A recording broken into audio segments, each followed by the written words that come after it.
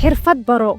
qofkii xirfad leh ayaa lacag samayn kara hubaashii dhawaqaasi dhagaha waa uu ka batay waa sax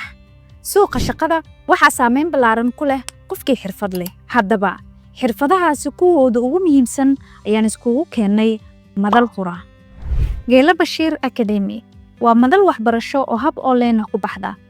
halkaas oo diyaar kugu yihiin koorsooyin kala duwan laga bilaabo barashada kombiyuutarka maareynta ganacsiyada xirfadaha technical-ka ah ilaa barashada lacagaha cryptocurrency-ga koorsooyinka aad ka heli karto akademiyadeena waxaa ka mid ah maaliyadaha sida forex-ka iyo cryptocurrency-ga barashada kombiyuutarka Alibaba sida looga adeegto dropshipping-ka iyo e-commerce-ga xirfadaha technical-ka ee aan bixino waxaa ka mid ah video editing-ka Photoshop-ka dhisidda website-yada xayeysiimaha digital-ka ah iyo qaar kale oo badan luqadaha programming-ka ee aan idin hayno waxa ay gaarayaan ilaa 8 koorso oo ay ka mid yihiin HTML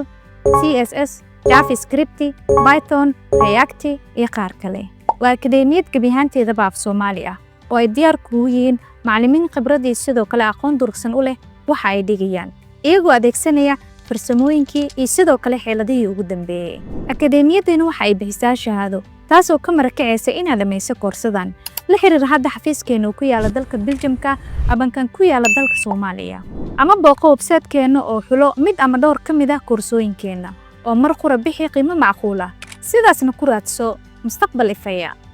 u diyaar garow mustaqbal ifaya ee baydankii oo iska diiwaangeli website-keena wixii faahfaahintaasi dheeriya waxaad nagala soo xiriiri kartaa nambarada shaashada idinkaga muuqda